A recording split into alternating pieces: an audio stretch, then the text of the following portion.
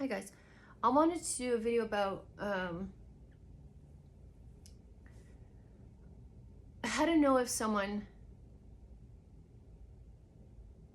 is for you and how to know if they're not. In the way that there are times when I've had people come back around, and even some of them have apologized, but they're like fake apologies. They don't actually like, you just like, if someone's coming back around and they're not leading with how they recognize how they would have hurt you, and they don't recognize the fact that their behavior has been bad, and I don't even care about, like, it's not about bad, it's just like unacceptable, like not cool, like I don't their behavior, it's their behavior. You're not talking about them being bad, it's their behavior, right?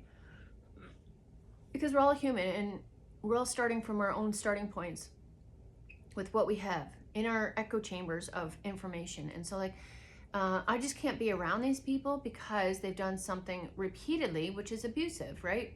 Doing something repeatedly is abuse.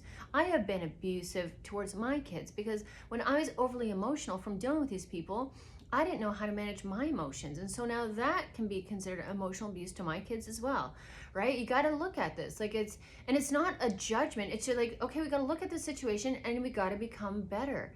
And so when I find that there are people who, so when I deal with my kids and, I'm realizing like, okay, I thought I was a good parent. And while I had good moments, I really fucked up in other areas. That's hard to acknowledge, especially when you have good intentions and you feel like you tried and you really wanted to do things for good. There are people in the past who have parented kids and they use it as a control to make them feel bigger. That's not cool. That's a very different parenting experience and mentality than someone who's like, just not knowing where the attacks are coming from because of the emotional abuse that it is. And one is not better than the other, because the thing is like someone who does it intentionally versus someone who does it unintentionally, it still trickles down to be damaging to that child, right? So that's why it's so important not to take these buggers back, because it's just gonna, like, the more you give chances to these people who have already hurt you. And there's a time when I couldn't tell.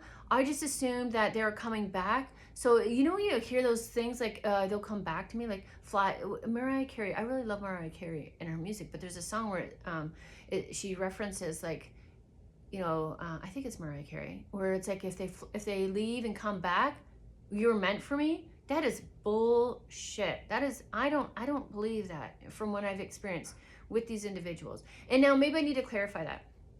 If there's someone who, you didn't get a chance to talk to them and get to know them, and then you come across them in life again later, I could see that. They didn't do anything to damage you. You know what I mean? It was just like the time wasn't right. And, but like if someone has, that they've treated you badly and abusively and repeatedly denied what they're doing and continue to do it, even though you've been sitting there like, over communicating to them, and then they come back like a few years later and be like, hey, how's it going? Oh, I was thinking about you. Like I had this guy come back and he was like, oh, I was thinking about you. I'm getting my oil changed. Like, wow, thanks. Like, I know when I get my oil changed, I'm bored out of my mind. In that moment, did I recognize that? No. I was just like, oh, he's thinking of me. But because I don't have any friends, I haven't had any friends for a long time. Even the people that I consider friends were not friends. So like, I feel like I've been solo for so long that like one little text message would send me, I'd be like, oh, I'd be so excited to hear from somebody, because I never heard from anybody unless they needed something, unless they needed to rant my ear off, unless they needed me to give them some sort of validation, unless they needed me to like help them with something, or like that's old as they were users and abusers. So like when I would get like one little message, I would feel like that was like that addiction, that was like that candy bar, that coffee, that and so I've gotten good since then. I'm still I still work on that, because like the thing is like the idea is to find like-minded people, and it's challenging. Like this is why I make this content, because it's challenging out there. There's some, and I can't imagine this is probably going to get worse, like the more information that gets out there. I don't know, like I feel like I'm pretty good with I can figure out someone out in a conversation. I'm actually doing really good at that, where I can like I can have a conversation. my other business was called The Intuitive Ear. And it's because I listen to what you're telling me and I'm picking it apart in a, not in a like a judgment way, but like, you know, am I safe to be around you kind of way? Because if you're lying to me and I can tell that you're lying to me, then you're going to be lying to yourself and the part that you play. And so there are people who have come back around to me. One was my cousin who came to stay the night here when she was in the area, and that threw my anxiety off, but I decided to say yes anyways. And it turns out, like, you know, it gave us a time because we had a couple drinks at that time. This is a few years back. I would say this is maybe 2021, maybe 2020, 2021 back then. And yeah, I would say it's 2021. And so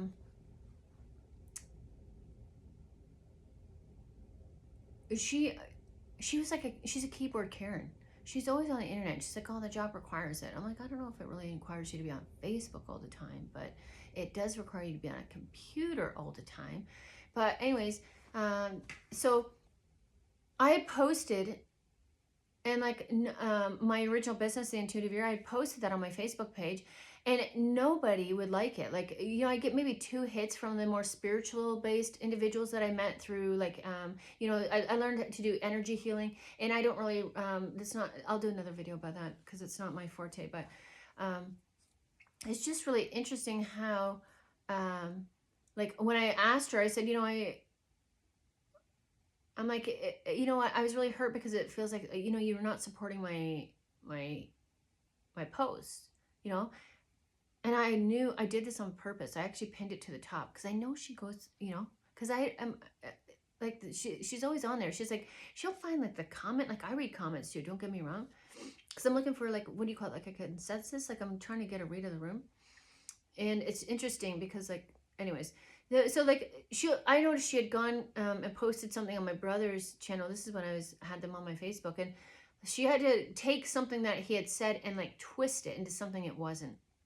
And I thought, even if he's not, you know, fully informed on the subject, like, there's a different way to do that. You don't have to go online and like totally like berate him and be condescending to him. Like, you could have pulled him off to the side and be like, you know what? Like, I know what you're doing there, and I don't know if you are aware of it. And like, even if you say that, who are you to say that? Like, she put herself on this pedestal, and she's super condescending to everybody, and she's used a lot of people around her to get to where she's going, and she doesn't have morals. She's missing some morals there. And I just thought, you know, he's practicing his truth, speaking his truth, because we were raised in an environment where we weren't allowed to say what we wanted to say. And so I could see that while he was learning how to speak up about something, and he, you know, did he get some words wrong? Did he? Yeah, could be. In my opinion, could be.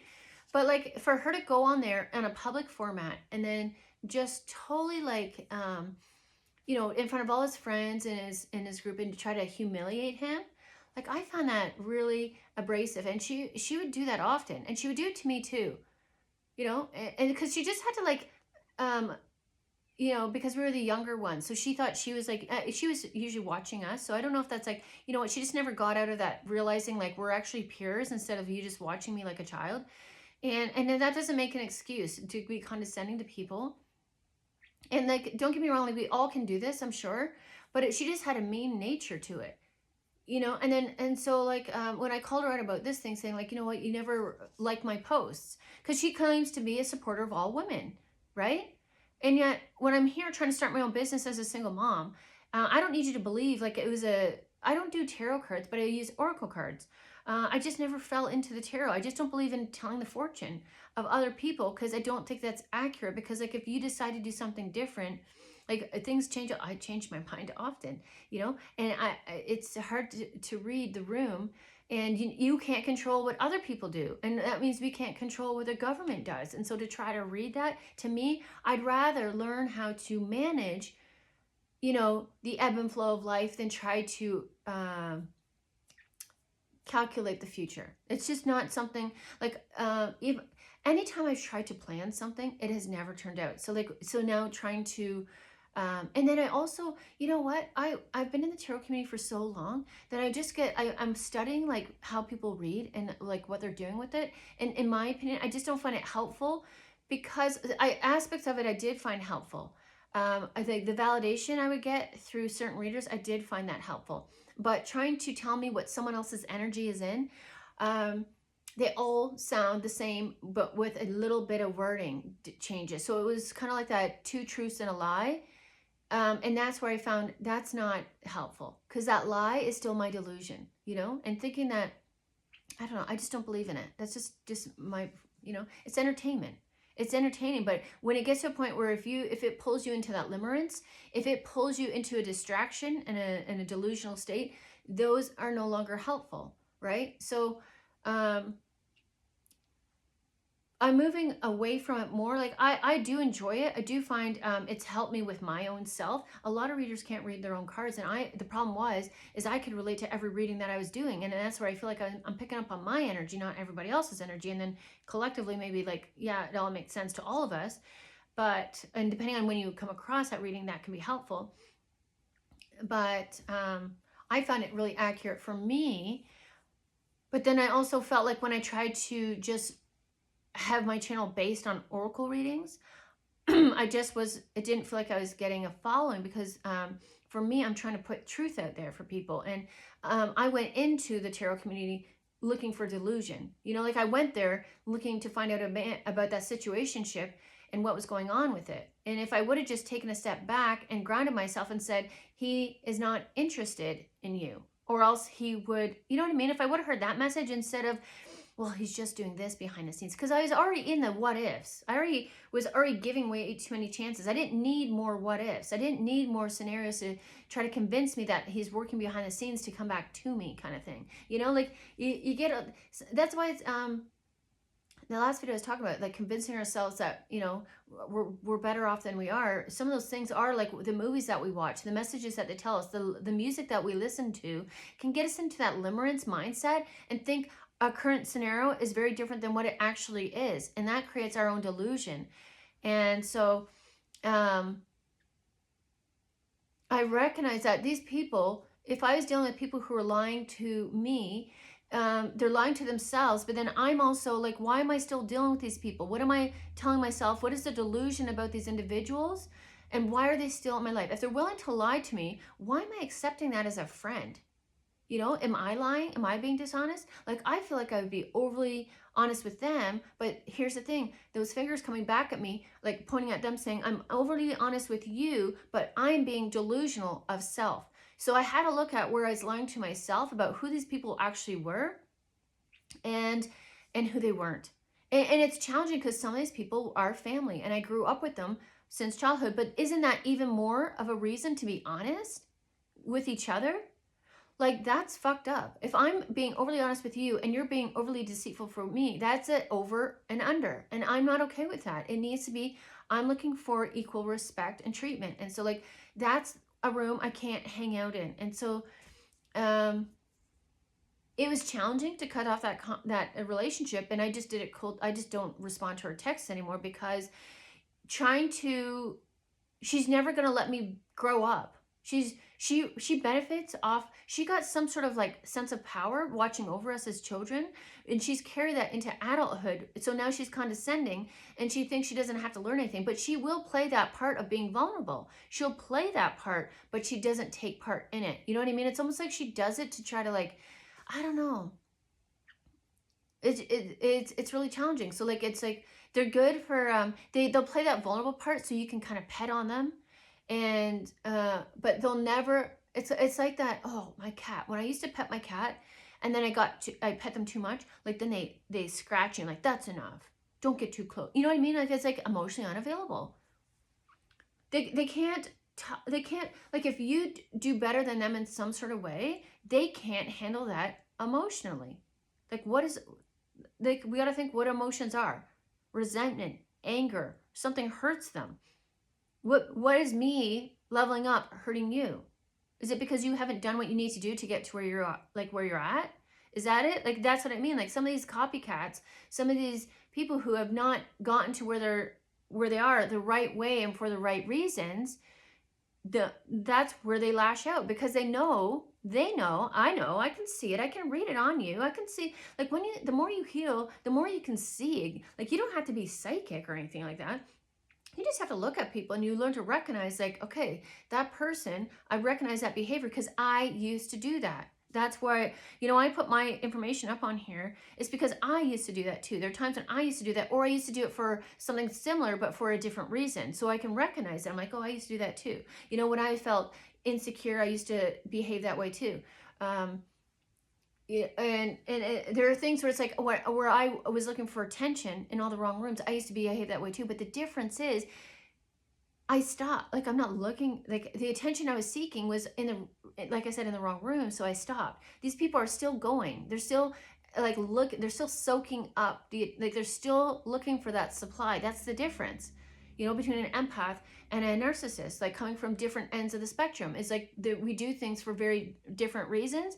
So, well, I guess sometimes it could be similar, but just the intention is different. Like, it's like, the narcissist, they're so focused on material gain that they don't work on interior growth, right? So, like, that's the problem. They look at, I want to collect things. I want to collect people. I want to collect personalities. I want to collect clothes. I want to collect, and don't get me wrong, I have a card collection in there that is extreme because I thought I needed all those cards for that, So it's not like I don't have my own, but there's a collection. It's like a outside of themselves. It's like, it's not from them. I paid for those things out of my money, and I regret it. But and I stopped the behavior. These people, like, that's what I mean. There's an immaturity that they just never stop doing these behaviors because there's, like, I don't know what it is. Like, it's like, it's because they're not, like, accountable. Nobody's holding them accountable because they just find somebody else's to plug into.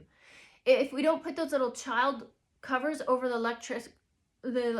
our supply, like, protect our child innocence, that's the thing. They're looking for the innocence, the naivety. That's why we got to put those little covers on your outlets so your kids can't stick your fingers in there. But, like, there's something about this in the way, like, we got to stop, we got to stop them from taking our innocence, our naivety, our gullibility, our chance after chance after chance, or hurt people.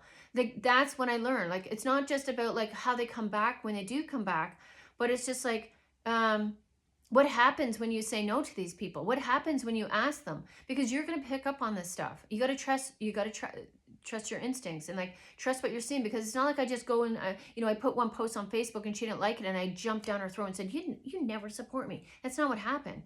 I've been doing it for years. And then I thought, what, I want to see, because I noticed a pattern of where the people on my Facebook, they like my selfies, which is my face, which is weird, right? Like, you like my face? That's weird. It's my face. I have no control. I could get hit by a car tomorrow. My face could be gone. Does that mean you don't like me anymore? Like, that's an odd thing to just, I like your face. And so it's just like, but when I put, like, when I would write things, because I like writing. I think I'm good at writing. I really love I love what I write. And crickets. Like, when I would develop something myself, they would, like, if I posted memes from somebody else, that was cool. They'd like that maybe. But, like, when I wrote from the heart, people did not like that. When I spoke truth, people did not like that. Those are not my people. Those are not my friends. Because if you've had to put yourself out there, here's the thing. Like, when you recognize people who are for you and for who is not, I got stuck in the middle of this because I used to think, like, I can see that they're experiencing what I've experienced, so I want to help them. But you got to understand, the people that they're around, that's their help. That's who they associate with. That's their group. It's not like they're stuck there and they're lost in a crowd. That's who they're choosing. You can't pull someone out of that crowd over to your group. You can't. They have to want to come over here. You can't. They have to make a choice to do it. If you try to convince somebody or try to trick them or strategize them, it's not going to work, And so I had to stop chasing hurt people and recognize and learning how to sit back and observe and say, you're not there. You're not, you know what? You're just not there. Like, why are you connecting with me? We have nothing in common. And that doesn't mean I have to hate on you either. Like, just because we don't connect doesn't mean I hate on you. I just realized I have a limited amount of energy myself. So I'm very selective on where I want to put that energy. And I'm looking for people who are on my level in the way of, like, what they have to offer and how much healing and work they've done on themselves. There's going to be people who are way more advanced than me, And they would look down at me and be like, I don't think we'd have a conversation, right? And that's fine. That doesn't make me want to go lash out at that person and go into their lane and like cause them financial hardship and try to wreck their children's future. Like, that's what I've received from these other people. That's an unnatural response. That's a hate. That's a weird, I got something in my nose. That's a weird response to have to somebody who is not for you. And while it does come from hurt, that's not, your hurt that you have not handled is not my responsibility. And it's not my job to like moderate that or accept that sort of bad behavior. And it's for these people to come out of their lane and try to affect my finances and my job and my family. That's messed up. You don't come back. You don't, hey, how are you? You don't do that. That you can't come back from that. You fucked with my family. Who do you think you are? Because you're family, you can fuck with my family? Like, who do you, like, they need to be reminded of who they are and who I am.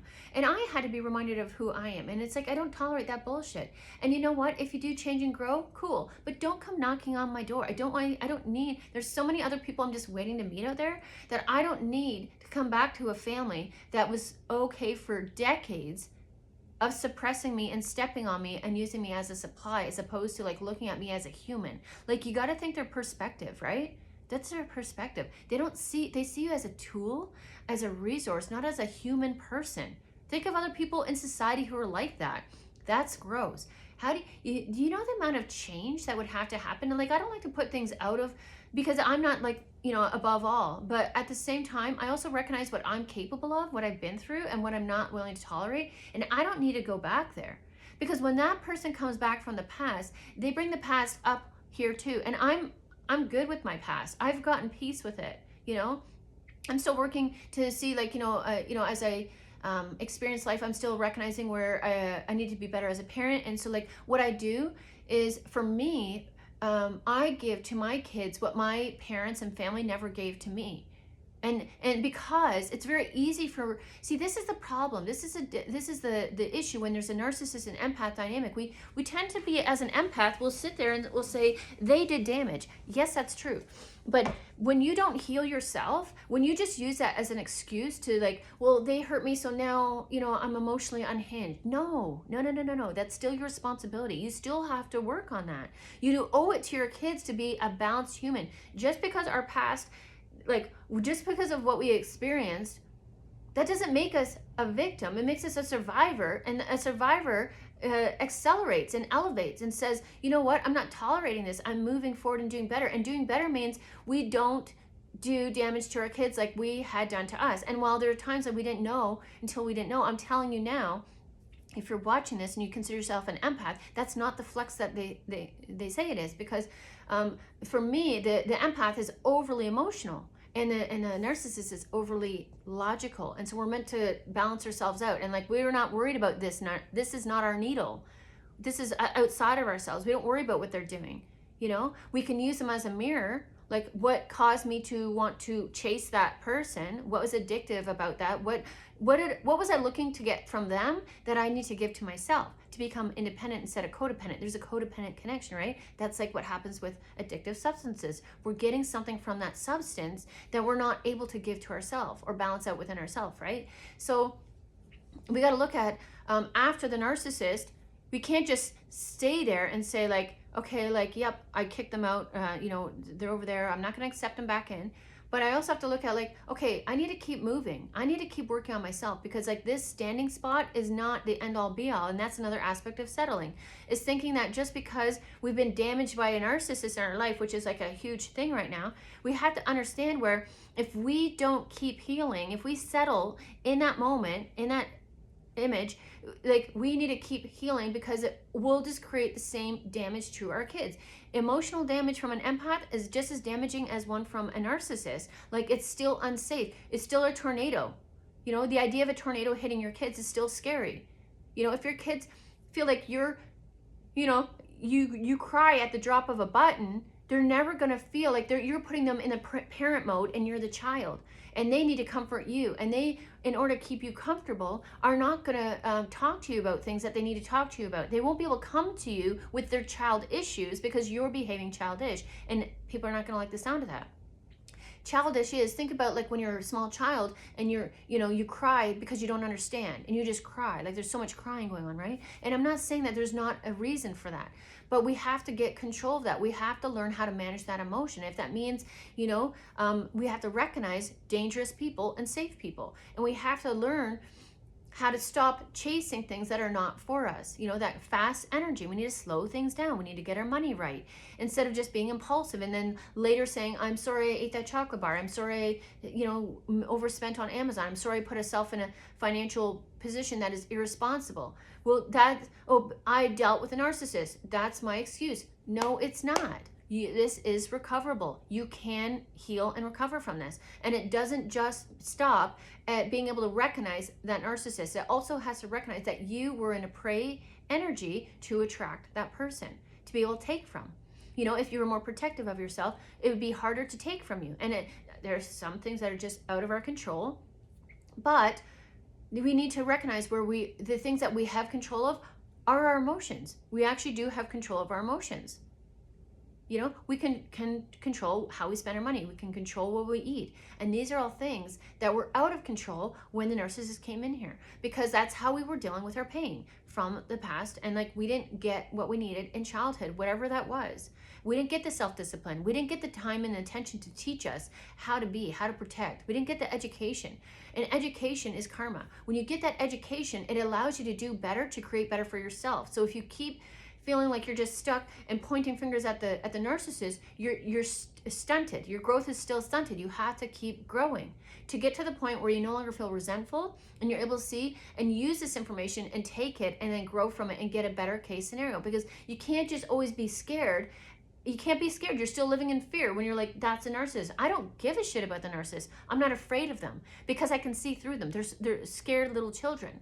Can they do damage? They probably could. But when you learn how to protect yourself, they can't take what is internal. They can't take that from me. They can't take my wisdom. They can't take my mind. They can't take my, being content and finding the joy and pleasure in simple things. I fucking learned how to grow seeds and plants. And I learned how to find resources that were free. I'm a garden girl. I just, I'm more in touch now that I'm managed my emotions, my intuition. I'm opened up more. I'm receiving more information. I got chip drop at the right time, so I've got it in my garden. That's going to make this summer easier. My life is getting easier, but it's because I kept going, kept growing. I didn't just stop at like, you narcissist, me empath. Like, I didn't stop there. Some people are not going to like the sound of that. I'm not here to tell you what you want to hear. If you need to hear what, that's where a tarot reader, like some of them are going to tell you what you want to hear. That's where like these other channels, they're going to tell you what you want to hear. Are they helpful? Yes, they are, because it's part of the puzzle. But you're missing pieces that you need to keep going past this point in order to grow and give your kids exactly what they deserve and what you didn't get. So like, what I didn't get was any sort of recognition of the abuse that I was put through. I didn't get apologies. I didn't understand. So I gave that to my kids because I took the time to recognize where what I was experiencing in life, I had potentially remove that word. I had in some way put my kids through something similar. And there are times when I would go and I'd want to apologize and I'd be like, I don't know if this is going to be too much. And I had to learn, because in my apologies, it was very emotional for me, because like even just saying this, like I felt horrible that I had put my kids through that pain. That's the last thing I wanted. I don't know that, like I see people commenting on certain videos and these parents are glad that they gave their kid the belt.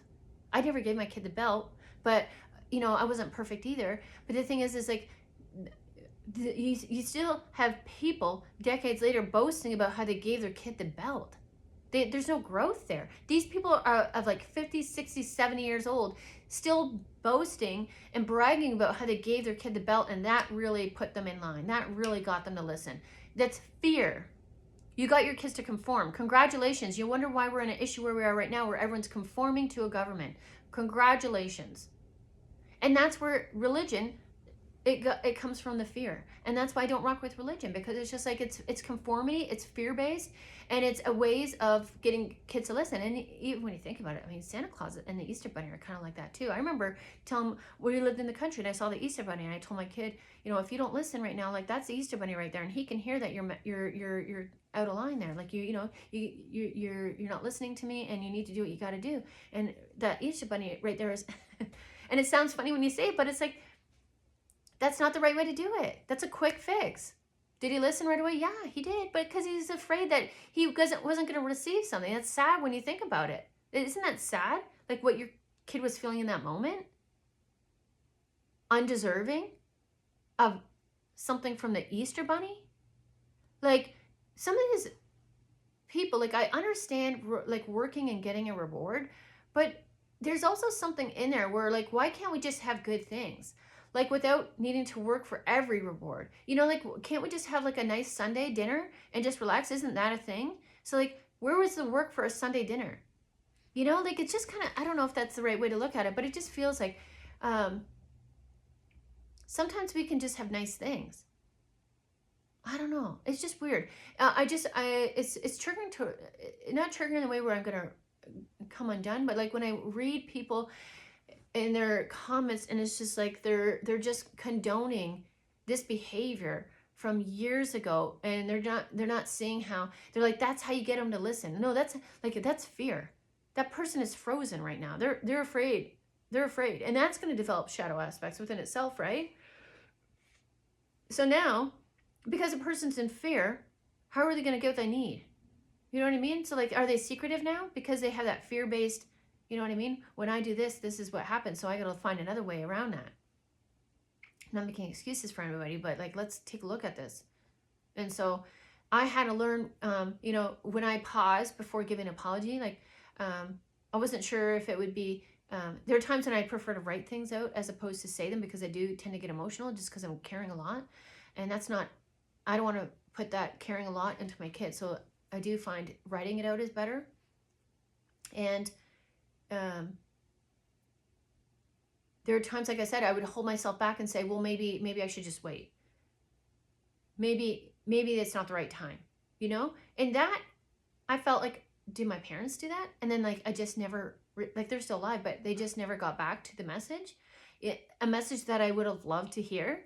You know what I mean? So, like, there are times when I feel like I'm a burden, and I don't want to bug them, because, like, if I'm not getting along with my kid and they don't want to be around me at that time because of, you know, it's too much, and there's love there, but it's too much, then I don't want to put even more of my baggage on them.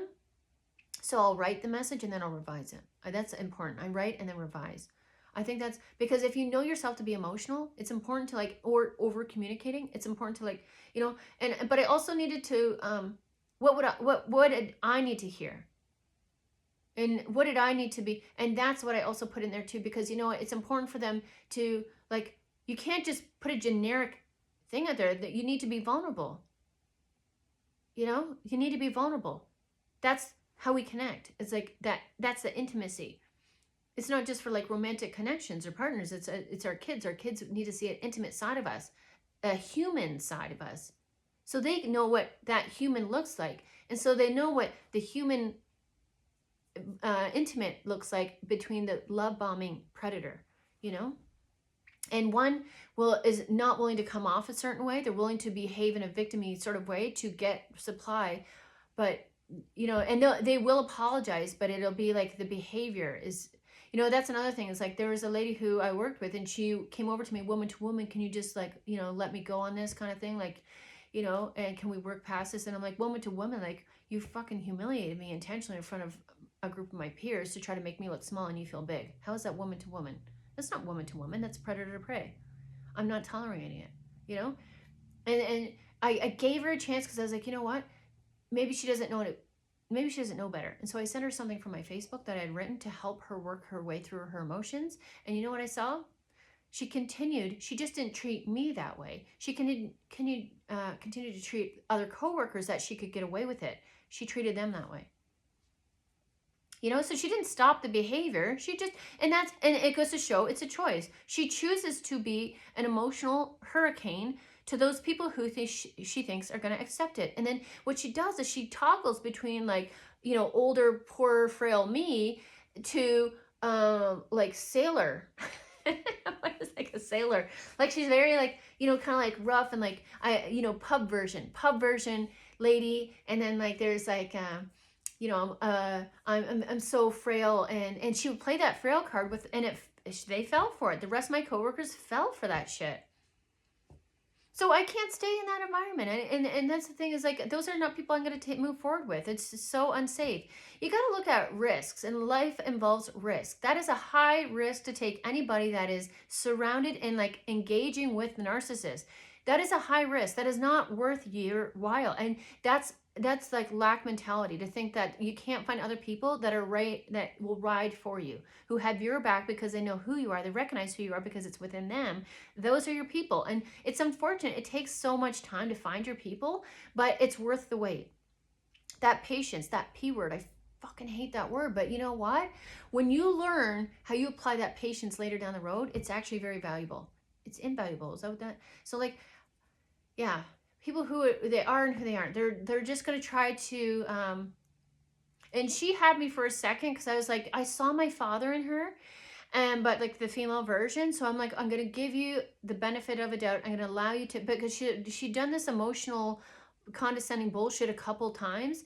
And I'm like, and I told her, I'm like, if you're going to talk to me, you can't talk to me like that. I'm not going to accept that kind of tone. And she apologized then too, but she just continued to do it. So that's what I mean. It's like, it's not always like, even if, let's just say she's been doing this forever and she's unaware of it. Let's just say that is still an unsafe person. I don't need to know her intention. So what I've learned from, like, it's not just recognizing who people are, but like where to put them. So like, let's just say we have the narcissist who is highly strategic and intentionally manipulative, right? There's some ways where I found myself to be like, when I'm highly emotional, and that would change the way people treated me as well. So when you move towards the middle, like, there's people who I would consider empaths, but like, if they're so empathic to the narcissist still, that's going to be unsafe for me. So while they have good intentions and like, oh, I want to just help them, what if they don't want help? What if they're like, why do we like, there's only so much you can do for a feral cat. You can catch, you can fix them and give them their vaccinations, I guess. Is that what you would do? Give them their shots and stuff? I don't even know if you do that, because like, you got to catch them again every time to update that. So like, what do? Fix them? We just fix them and release them. That's all that they think of.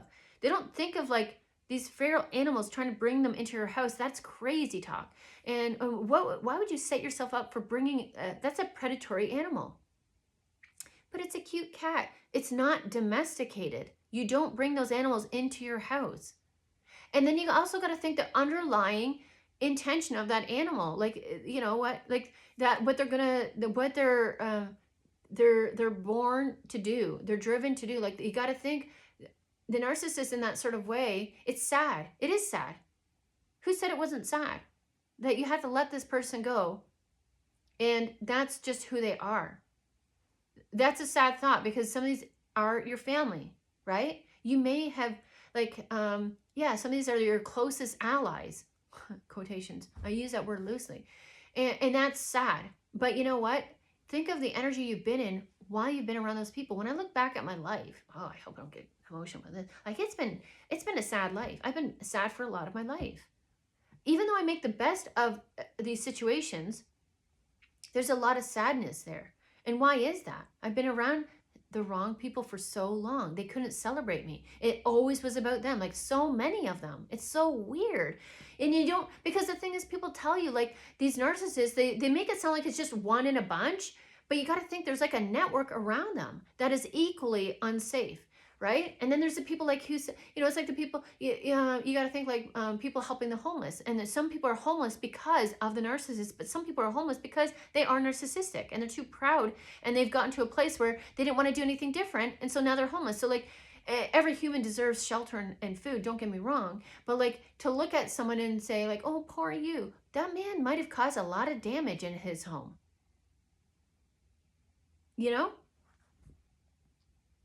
Food and shelter, yes, every human deserves that. But if someone's in a place where they have alienated their family and never once looked back to see how they could do different or be better, would it, you know, like, so yeah, it is. And that's, so we'll do another video about depression after that. I'm going to end this one here. Hopefully this is helpful. And the next video I'm going to talk about is like depression and how these emotions can like keep us stuck and like weighed down. The sadness can be like one of those, you know, weight blankets, but not in a helpful way. Well, I guess it is in a helpful way. It is in a helpful way. I don't want to say that. It's actually very helpful. It doesn't feel helpful at the time, but at the other side of things, I found it very helpful. So I'm going to do that in the next video. So be sure to like and subscribe. If you're enjoying this content, definitely, if you feel like you want to comment and you feel safe in commenting your experiences, for sure, do that too. And if you don't, that's fine too. You do whatever works for you. So I'll see you in the next one, and take care. Thanks for watching.